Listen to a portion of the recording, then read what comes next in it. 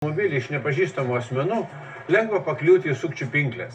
Ne veltui girdim, pirko katę maiše su suklastotais dokumentais, neegzistuojančiais automobiliais ar net vogtomis transporto priemonėmis. Apgavikai randa vis naujų būdų įtikinti pirkėjus. Kaip jie veikia, kaip juos atpažinti ir ką daryti, kad netaptumėme auka. Automobilių pirkimo istorijos ne visada būna sėkmingos. Nors daugelis yra girdėję apie automobilius su paslėptais defektais ar atsuktas ridas, tačiau neretas paslysta kitur. Pastaruoju metu vis dažniau fiksuojama atvejų, kai pirkėjai tampa gerai organizuotų sukčių aukomis. Ramūnas Mackevičius pasakoja, kad vienus sugundyti bandoma ypač žema kaina, kitus skubiai parduodama automobilių istorijomis. Tačiau dažniausiai viskas baigėsi vienodai. Prarandami pinigai ir kyla daugybę problemų. Aš norėčiau truputėlį dar paeiti žingsnį atgalio, kad prieš perkant katę maiše reikėtų įsivertinti, iš ko tas yra perkamas. Tai yra pasižiūrėti, ar tas žmogus jisai turi apskritai žinių, ką jisai daro. Antras dalykas, ar jisai anksčiau yra tą daręs, vėlgi rekomendacijos tų pačių draugų pažįstamų, nes nėra tai, jeigu žmogus internete susirado, kad aš ten noriu, pavyzdžiui, pirkti automobilį ir ten man noriu sumokėti pinigus, kad man kažkas atvežtų. Dažniausiai vis tiek ieško visi kažkokių pažįstamų tenais artimų ir dar kažkas jau gal kažkam vežė ir panašiai. Todėl yra labai svarbu pasiklausti tų žmonių, kaip vyko procesas. Į valstybinės vartotojų teisės apsaugos tarnybą dažniausiai kreipiasi tie žmonės, kurių nupirkti automobiliai neatitinka pardavėjų pažadų. Pirkėjai skundžiasi dėl paslėptų defektų, suklastotos ridos ar net avarijų istorijos, apie kurią pardavėjai nutyli. Tačiau kai nustatoma, kad automobilio pardavimo istorijoje slypi apgaulės požymių ar net nusikalstamų schemų, tokie atvejai perduodami teisėsaugai ar kitoms atsakingoms institucijoms. Iš tiesų, bendra statistika yra kažkur 3-4 prašymai vartotojų per savaitę. Santykinai tai nėra daug su visų kitu mūsų apimtimi gaunamų skundų. Kaip ir juokauju, kad batų vis tiek dažniau perkama ir dėl jų dažniausiai problemų rūpesčių turime. O štai socialiniuose tinkluose netrūksta nukentėjusiųjų žmonių pasakojimų. Čia jie dalijasi skaudžiomis patirtimis, įspėja kitus ir dalina patarimus, kaip atpažinti apgavikus. Vilniaus apygardos prokuratūros prokuroras Arūnas Stankevičius pabrėžė vieną populiariausių schemų – neegzistuojančio automobilio pardavimas. Pirkėjai susigundo patrauklią kainą, perveda avansą, tačiau nei automobilio, nei pardavėjo vėliau nepavyksta rasti. Pirkėjai patiki tais sukčiais, pasitiki, neturėdami galbūt pakankamos patirties, o labiausiai tai turėdami norą staupyti.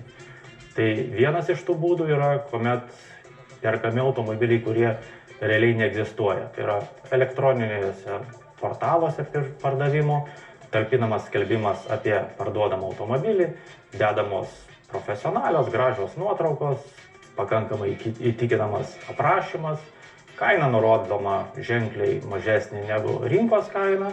Ir pirkėjas susidomėjęs, skambindamas, susisiekdamas su pirkėju, išgirsta jam priimtiną istoriją apie tai, kodėl tas automobilis parduodamas taip greitai, skubiai, už tokią kainą, susigundęs tuo, perveda pinigus ir kantriai laukia, kada jau galės apžiūrėti automobilį. Jis jau sumerkęs pinigus ir paskui jam tas tarpininkas, kuris turi atvežti, sako: žiūrėk, strigo muitiniai, dar man ten duok kažkiek pinigų.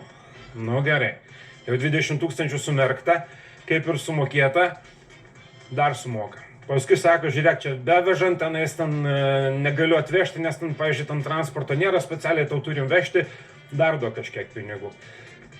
Su tokiais reikia labai atsargiai. Ir aišku, jau sumerkus tiek pinigų, vis tiek norisi tą automobilį galiausiai atgauti.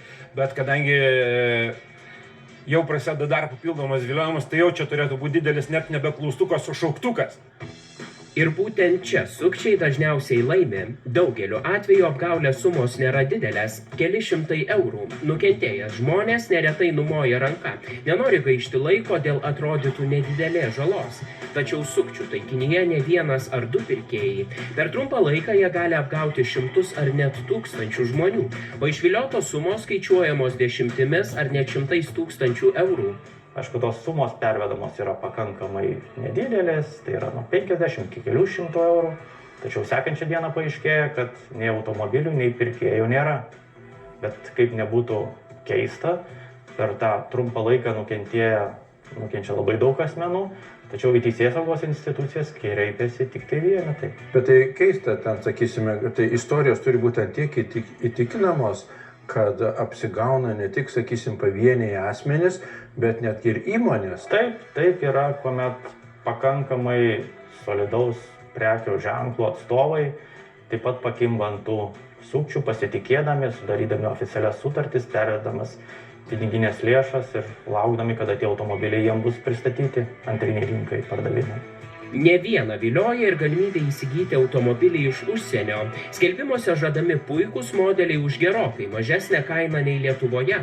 Tačiau čia slypi dar viena apgavikų pamėgta schema. Pirkėjų prašoma sumokėti avansą už tariamą transportavimą ar rezervaciją. Dabar dar turim atskirti du dalykus. Už Atlanto automobiliai ir Europoje. Europoje dažniausiai atveža automobilį per 2 savaitės iki mėnesio.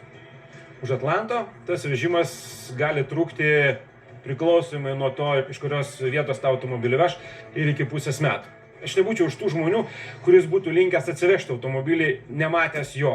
Aš geriau susimokėsiu šiek tiek daugiau pinigų, bet jį pirksiu Lietuvoje, atvažiavęs, apžiūrėjęs, ar viskas tvarkoje. Kitas iš tokių būdų, tai būtent yra pirkimas užsienyje automobilio arba internetu. Dažniausiai aukcionuose asmuo pamatęs automobilį, pats nedurėdamas tos patirties, žinių, nebūdamas juose registruotas, ieško, kas galėtų už jį tai padaryti, kas galėtų tą automobilį transportuoti į Lietuvą ir tokiu būdu papuola į sukčių pinkles, pervedęs tos pinigus ir tikėdamas, kad jau gaus automobilį, jis toliau yra spaudžiamas mokėti visą sumą ir už automobilio atgabenimą, jam teikiami dokumentai apie tariamas išlaidas gabenimo, tas laiko tarpas yra išlaukiamas, kada jau bus sudėtingiau atsekti patį pinigų judėjimą, tačiau po kurio laiko paaiškėja, kad nei automobilių, nei pinigų nėra.